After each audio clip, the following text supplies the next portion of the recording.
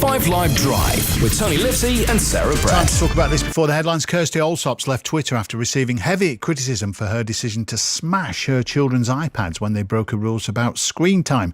She told Channel 5's Jeremy Vine what happened. First time I've said this publicly. In June, I smashed my kids' iPads. Not in a violent way. With a hammer? No, I actually banged them on the table leg. Wow. That's it. I said, there's this game called... Seriously? Yes, there's a game called Fortnite and another one called PUBG. Oh, dreadful. And I decided that we'd made all sorts of rules and all sorts of times when we've said you can't play them, this... All of those rules got broken. And in the end, I said, right, that's it. I have to physically... You took them and it was sideways motion, two-hander. It was remarkably easy. Go on. Did you fess up to them that you did it? No, Oh, my God, it's going to be Mary Hell when you get home. Sideways motion? Well, she smashed them. Anyway, a lot of people on social media have accused her of being privileged and absurd. Andy Robertson is a gaming journalist. Andy, hello. Hello. So most people who are taking issue with Kirstie Allsopp are just saying, look, you're so rich that you can afford to smash an iPad and not even blink about it when our children can't even have one. But this idea of controlling gaming time, does she have a point?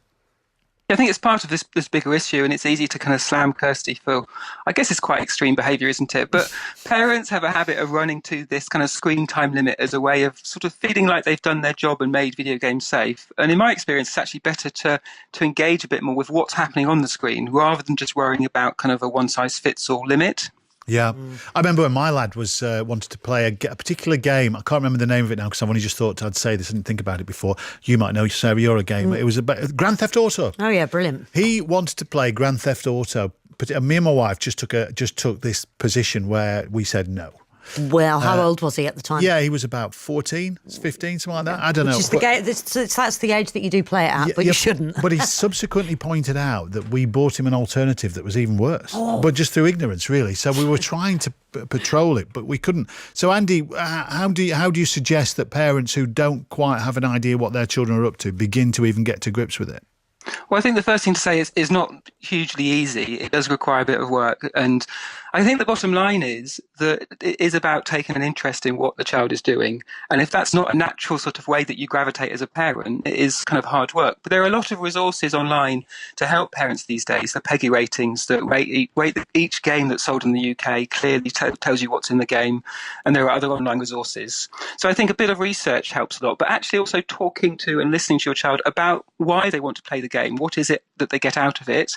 And then being present to help them understand when they've played too much, when they feel like they've come away from the game and maybe they could have stopped sooner, to help them navigate that space rather than just kind of slamming them with limits.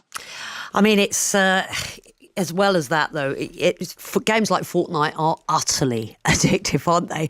And I would find the danger if I started playing it, if I had a child of that age, that then the two of us would end up playing it constantly all the time. But is that what you're suggesting? Are you suggesting to a certain extent that you should maybe try out these games with your kids?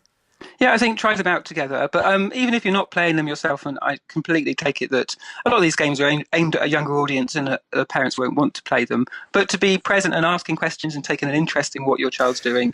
And most kids, if they've come off a game, they're more than eager to tell you, what's going on. And if you actually listen and then ask further questions, they're like, oh, what's going on here? But Why I'm is guessing, Mum and Dad taking interest? I'm guessing Kirstie wanted her children to come off the gaming device and make homemade Christmas decorations or something, Andy. That's the point. She wanted them off the tablet.